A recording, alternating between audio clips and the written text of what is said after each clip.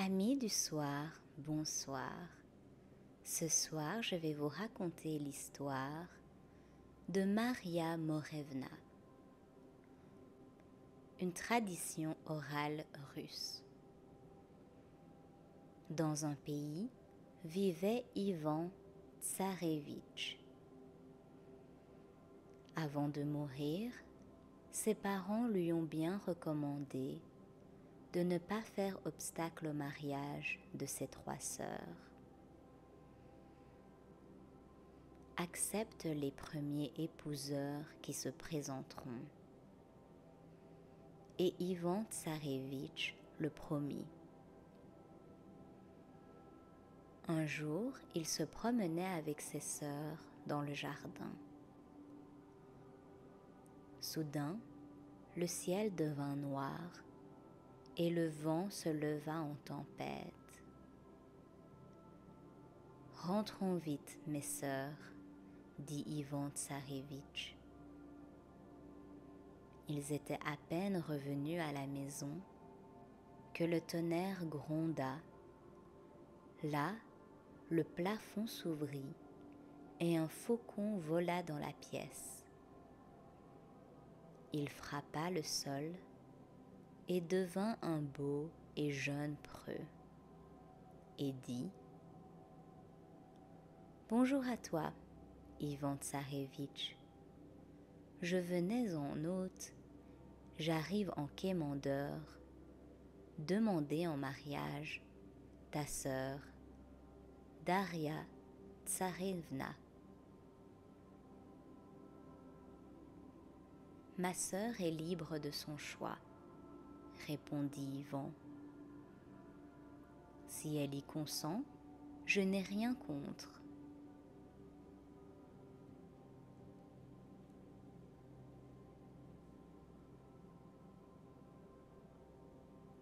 Daria consentit à épouser le faucon. Ils se marièrent et il l'emmena dans son royaume.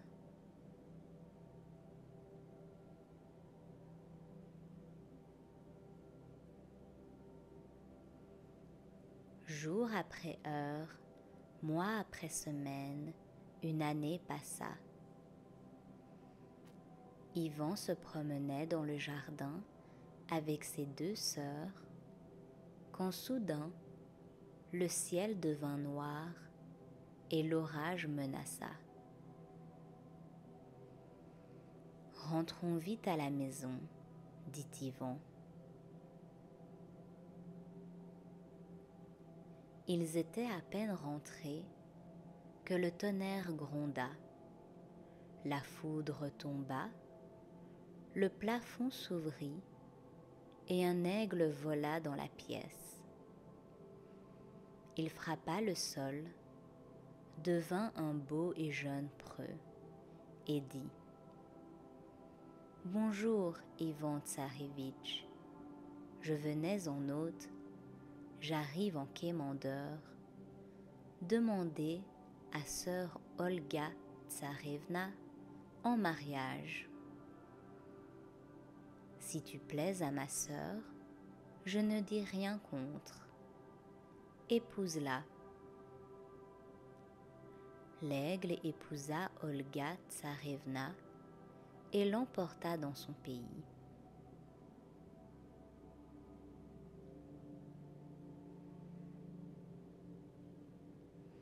Au bout d'une autre année, Ivan se promenait dans le jardin avec sa plus jeune sœur quand un orage terrible éclata.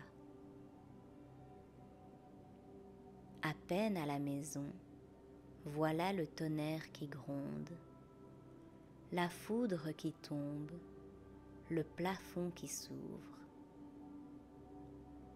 Un corbeau vole dans la pièce, frappe le sol et devient un jeune preux, un fier cavalier. Les deux autres étaient beaux, mais lui, il est magnifique. Et il dit : « Bonjour à toi, Tsarevitch. Je venais en hôte, j'arrive en quémandeur, donne-moi ta sœur Anna Tsarevna en mariage. Si elle veut de toi, je n'y mets pas obstacle. Mariez-vous.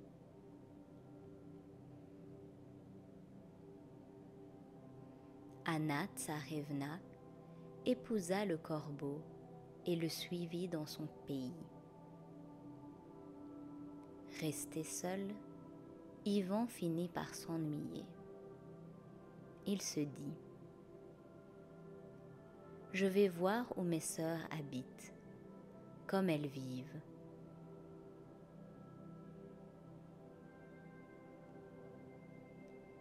Il chemina longtemps et arriva à un champ de bataille. Toute une armée tuée, massacrée.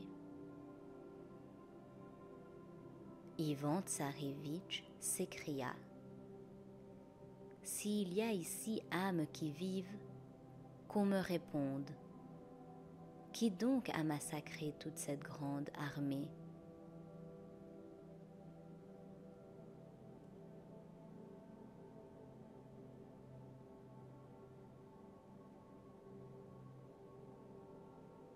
Il restait un homme vivant qui lui répondit : « C'est Maria Morevna, beauté altière, qui a massacré notre valeureuse armée. » Ivan Tsarévitch poursuivit sa route. À l'orée d'un bois, il vit des tentes blanches dressées, de toits d'or parés. Maria Morevna, beauté altière, d'une tente sortie, vint à sa rencontre, le prit par la main. « Quel bon vent t'amène, Tsarévitch ? Est-ce de bon vouloir que tu cours le monde ? Ou bien contraint et forcé ? » « Les vaillants par contrainte ne se dérangent, » lui répondit Ivan Tsarévitch. « Alors, puisque rien ne te presse, viens te reposer sous mes blanches tentes. »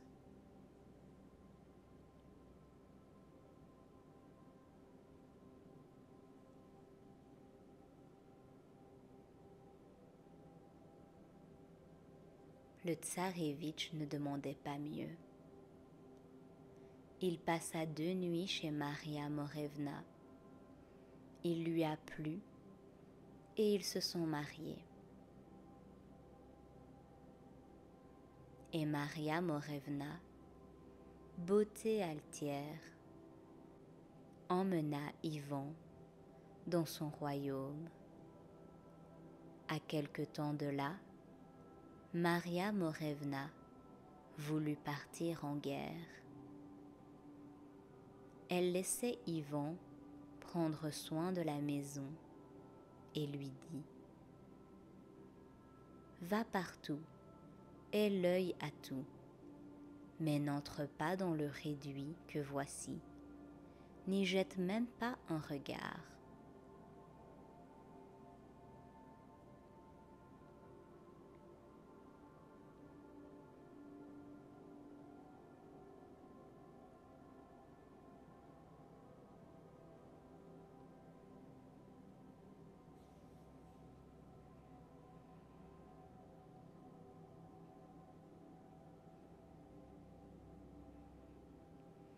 Mais sitôt sa femme partit, Ivan courut voir ce qu'il y avait dans le réduit. Et il y vit Kochtcheï l'immortel, carcasse sans chair, corps sans âme, qui pendait là sur 12 poutres, attaché par 12 chaînes. Kochtcheï le supplia : « Aie pitié, donne-moi à boire. Voilà 10 ans que je n'ai eu une goutte d'eau. J'en ai la gorge sèche la langue rêche. Yvan eut pitié de lui, apporta un plein seau d'eau. Kochtch le but d'une haleine et demanda encore. Ce n'est pas assez pour étancher une soif de 10 années. Yvan lui donna un autre seau plein. Kochtch le but et en redemanda. Et sitôt le 3e seau avalé, toute sa force lui revint.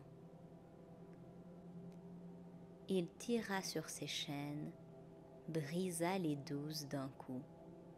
« Merci Yvan, cria-t-il. Dis maintenant adieu à Maria, plus jamais tu ne la reverras. » En tornade par la fenêtre s'envola.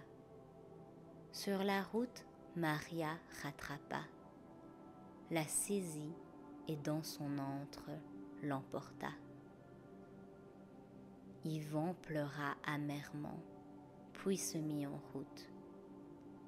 Quoi qu'il advienne, je retrouverai Maria. Il chemina un jour, puis 2. À l'aube du 3e, il vit un beau palais. Devant le palais, un chêne se dressait.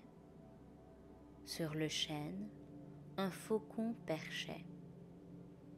En voyant Yvan, l'oiseau vint frapper le sol, devint un beau et jeune preux et s'exclama : « Mon cher beau-frère, quelle joie de te voir enfin !» Là-dessus, Daria accourut. Au cou de son frère se jeta, des nouvelles lui demanda, toute sa vie lui raconta. Yvan vécut 3 jours chez eux, puis s'excusa. « Je ne peux rester davantage. Il me faut aller chercher Maria, beauté altière, mon épouse bien-aimée. » « Ce ne sera point facile, dit le faucon. Laisse-nous ta cuillère d'argent en cas. On pensera à toi en la regardant. » Le tsarévitch laissa sa cuillère et reprit la route. Il chemina un jour, puis 2. À l'aube du 3e, il vit un palais encore plus beau. Devant le palais, un chêne. Sur le chêne, un aigle. L'aigle vint frapper le sol, devint un jeune preux et cria : « Olga, réveille-toi, notre cher frère est arrivé. » Olga accourut, au cou de son frère se jeta, des nouvelles lui demanda, toute sa vie lui raconta. Yvan passa 3 jours chez eux. Au 4e s'excusa. « Il me faut aller chercher Maria, ma belle épouse. »« La tâche est difficile, dit l'aigle. Laisse-nous ta fourchette d'argent en cas. Nous penserons à toi en la regardant. »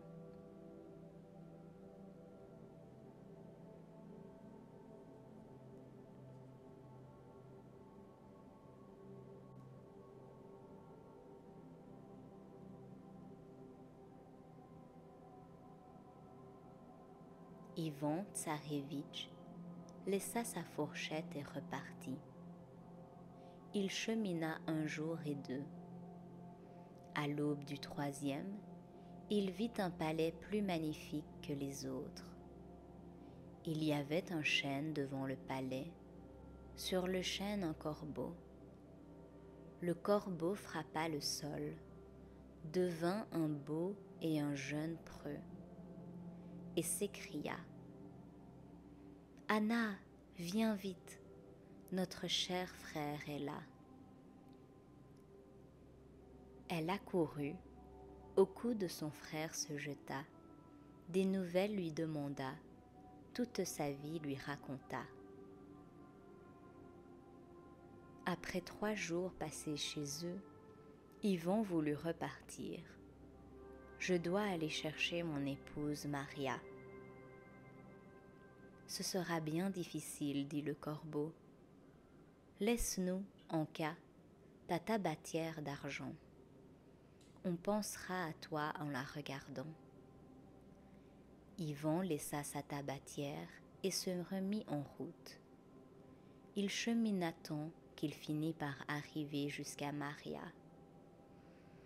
En voyant son doux époux, elle tomba dans ses bras, toute pleurante. « Ah, que ne m'as-tu pas écouté, Yvon Tsarevitch?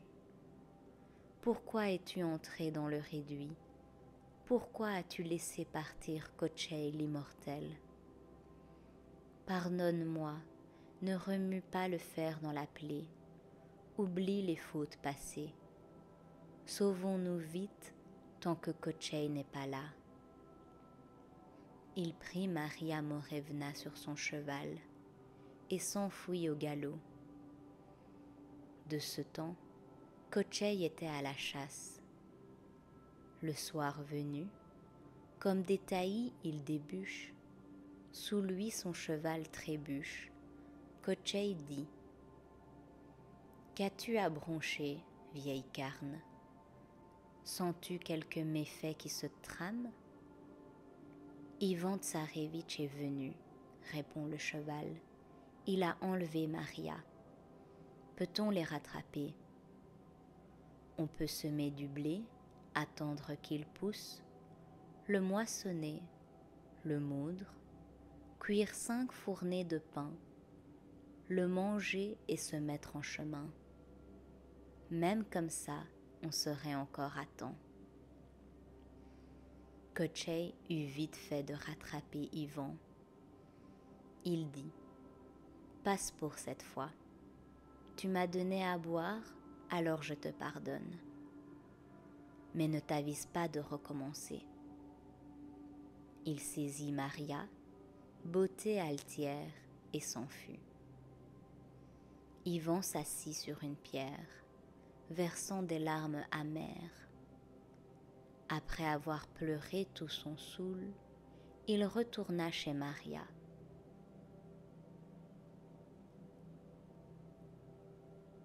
« Viens, partons vite tant que Kochtch n'est pas là. J'ai bien peur, Yvon, il va nous rattraper. Tant pis, ce sera toujours 1 heure de prise, 1 heure que nous aurons passée ensemble tous les deux. »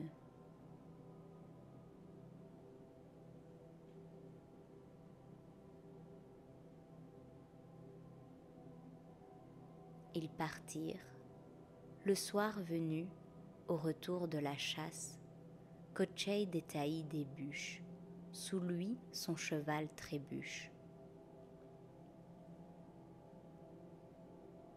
« Pourquoi bronches-tu, vieille carne? Sens-tu un méfait qui se trame?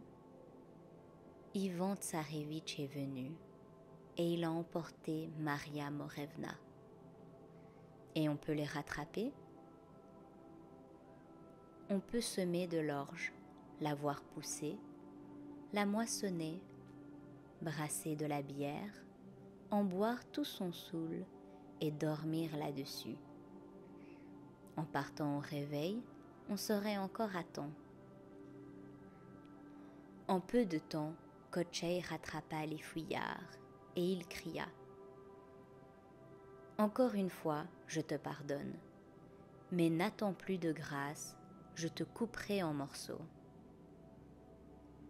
Kochtch emporta Maria, beauté altière, et Yvon resta là à pleurer.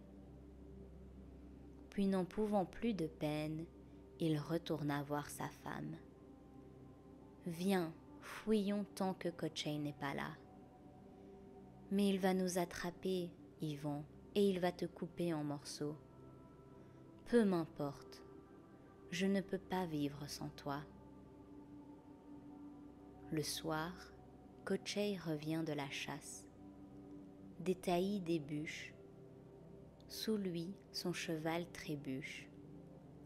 Qu'as-tu à broncher, vieille carne? Sens-tu le méfait qui se trame? Yvon est venu enlever Maria. Kochtch rattrapa les fugitifs. Il coupa Yvon en morceaux, les mit dans un tonneau goudronné, de fer cerclé, d'airain encloué, et jeta le tonneau dans la mer.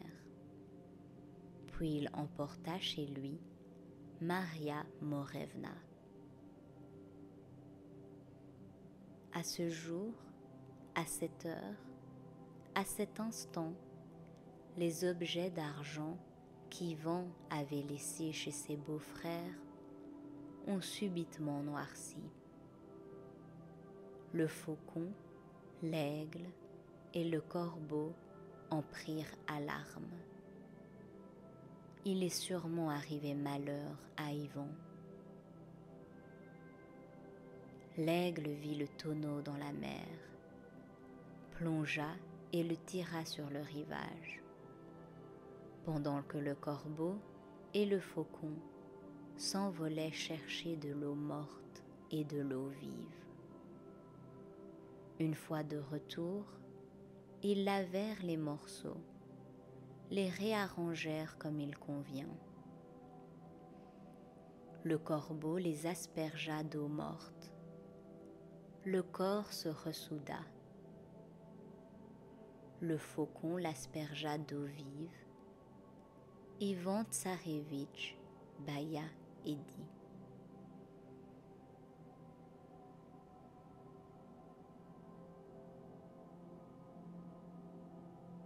que j'ai dormi longtemps. Sans nous, tu dormirais encore. Il faut que tu viennes maintenant chez nous, te reposer et reprendre des forces. Non, mes frères chéris, je retourne chercher ma femme. Et il y retourna. Mais cette fois-ci, il dit à Maria Morevna: tâche de savoir où Kochtch s'est procuré un si bon cheval.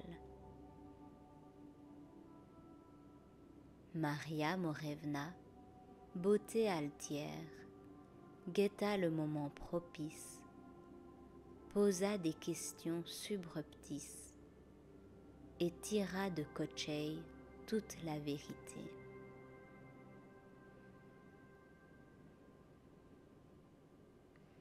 À 29 pays d'ici, dans le 30e royaume, par-delà un fleuve de feu, vit Baba Yaga, vieille sorcière. Elle a une jument qui en une journée fait 3 fois le tour du monde. Et elle a encore beaucoup d'autres bonnes cavales. Je les ai gardées 3 jours durant, n'en ai pas perdu une seule. Et en récompense, Baba Yaga m'a donné un poulain. Mais comment as-tu fait pour traverser le fleuve de feu? J'ai un mouchoir magique. Par 3 fois à droite, on l'agite et un pont s'élève, si haut que les flammes ne peuvent l'atteindre. Maria Morevna répéta tout à Ivan Tsarevitch et lui remit le mouchoir qu'elle avait volé à Kochtch. Ivan Tsarevitch traversa le fleuve de feu et partit chez Baba Yaga. Il marcha longtemps, sans manger, sans boire, et il avait grand faim quand il vit un oiseau des îles avec ses petits. Ça tombe bien, se dit le Tsarevitch, je vais m'en manger un de ces oisillons. Mais l'oiseau lui dit: ne touche pas à mes petits, Tsarévitch. Bientôt, je te serai de grand secours. Il obéit. Peu après, il vit un essaim d'abeilles.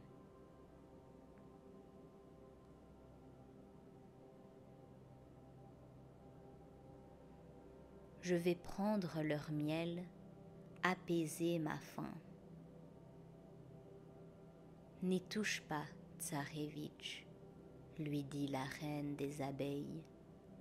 D'ici peu, je te serai de grand secours.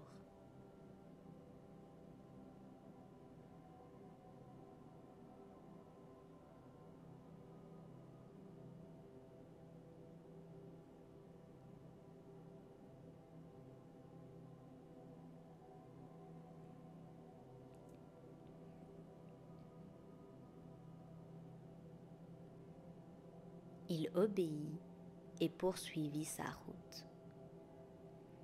Et il rencontra une lionne avec son lionceau. Ivan Tsarévitch avait si faim que la tête lui tournait. « Je vais manger ce lionceau, se dit-il. Mais la lionne le supplia. « N'en fais rien. D'ici peu, je te serai de grand secours. » Ivan serra sa ceinture et poursuivit à jeun son chemin. Bientôt, il vit la maison de Baba Yaga, de 12 perches entourées, sur 11 perches de tête coupée, une deuxième vacante. « Bonjour, grand-mère, » dit le Tsarévitch en rentrant.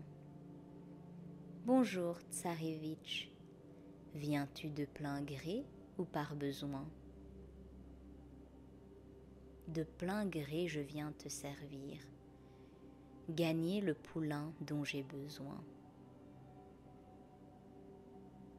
Pourquoi pas ? Chez moi, le service n'est pas d'un an ni d'un mois, mais juste de 3 jours. Garde bien mes juments et tu auras ton poulain. Mais que tu m'en égares une seule, et ta tête ira compléter la 12aine sur mes perches. C'est bien d'accord ?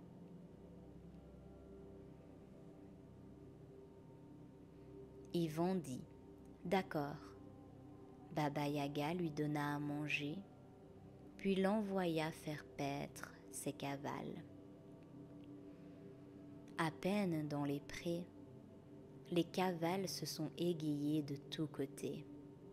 Pas moyen de les rattraper. Le Tsarévitch l'essaya bien, n'arriva à rien, s'assit et se mit à pleurer. À force de pleurer, il s'endormit. C'est l'oiseau des îles qui le réveilla au soleil couchant. « Rentre vite, Tsarévitch, les cavales sont déjà à l'écurie. » En arrivant, Ivan Tsarévitch entendit Baba Yaga qui criait « Pourquoi êtes-vous toutes rentrées, grosses empotées ?»« Le moyen de faire autrement, » répondaient les cavales. « Du monde entier sont venus des oiseaux. Ils voulaient nous crever les yeux. Puisque c'est comme ça, demain, sauvez-vous dans la forêt. » Le lendemain, Baba Yaga menaça encore Ivan. « Qu'une jument me manque et c'est ta tête qui m'en répondra. » À peine dans les prés, les cavales se sont égayées, dans la forêt épaisse se sont cachées, pas moyen de les retrouver. Ivan Tsarévitch chercha bien, ne trouva rien, se mit à pleurer et s'endormit. Au coucher du soleil, la lionne vint le réveiller. « Rentre à la maison, Tsarevitch, les cavales y sont déjà. À la maison, Baba Yaga, pleine de rage, menait grand tapage. Pourquoi êtes-vous revenu? Comment faire? Du monde entier, des bêtes féroces sont arrivées, nous ont attaqués et voulaient nous dévorer. Si c'est comme ça, demain, vous irez plonger dans la mer. Le lendemain, sitôt dans les prés, les cavales se sont égayées et sont partis dans la mer bleue.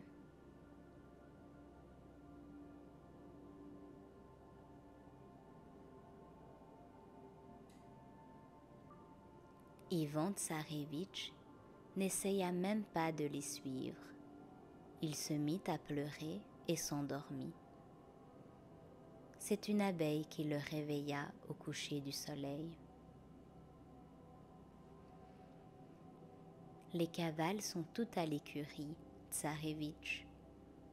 Mais en rentrant, ne te fais pas voir de Baba Yaga. Juste à minuit, va dans l'écurie. Là, dans un coin caché, dans du crottin couché, il y a un poulain galeux. Emmène-le et sauve-toi de la maison. Ivan se glissa dans la maison et entendit Baba Yaga mener grand tapage, tancer ses cavales qui lui répondaient. Le moyen de ne pas rentrer, du monde entier, des abeilles sont venues nous piquer et nous attaquer. Nous avons les naseaux en sang, les oreilles à vif.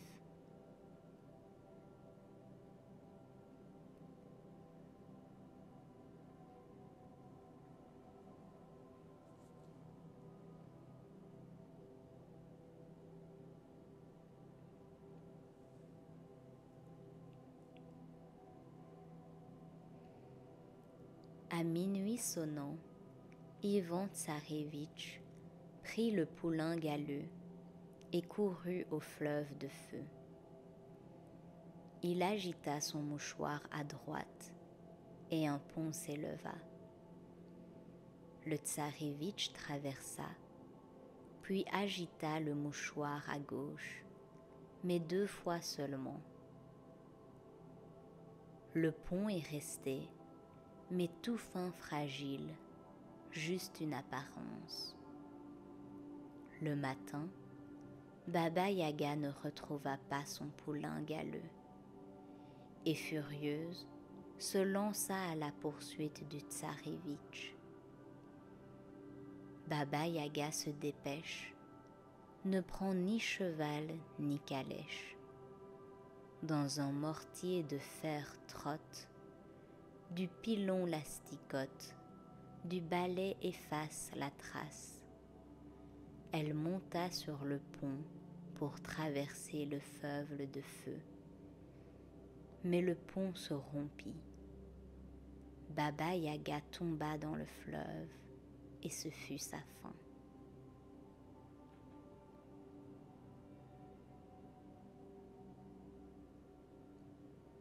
Ivan Tsarevitch mena son poulain dans les prés verts, les herbages gras, et vite le poulain se fit beau coursier. Alors, Ivan revint chez Maria. Elle tomba dans ses bras. « Je te croyais mort. Comment t'en es-tu sorti? C'est arrivé comme ci et comme ça, mais partons vite. J'ai peur. Kochtcheï va nous rattraper. Ne crains rien, j'ai un cheval qui vole. »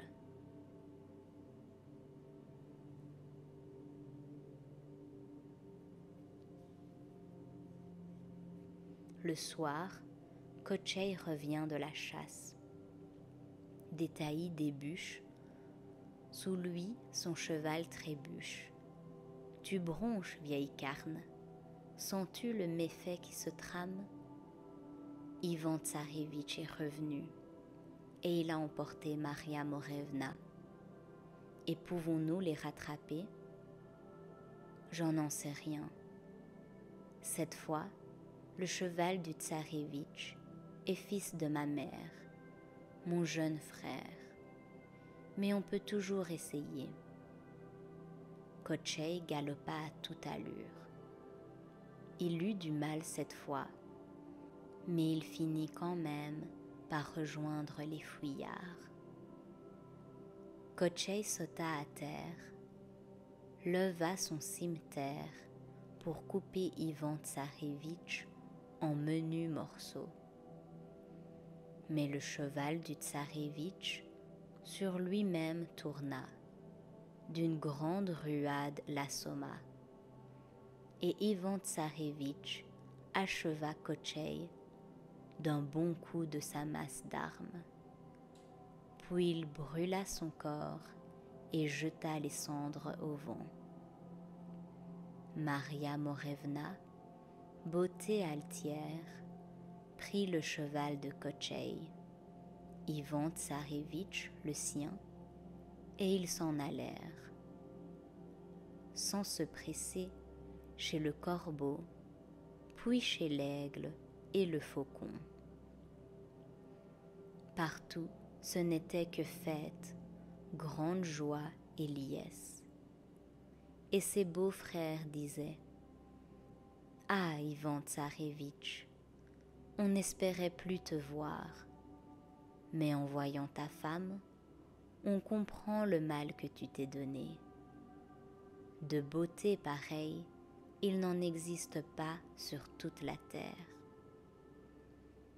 Après avoir festoyé joyeusement, Ivan Tsarevitch et Maria Morevna, beauté altière, s'en sont retournés dans leur royaume, et ils y ont vécu sans souci ni tourment, buvant de l'hydromel vieux et mangeant du pain blanc.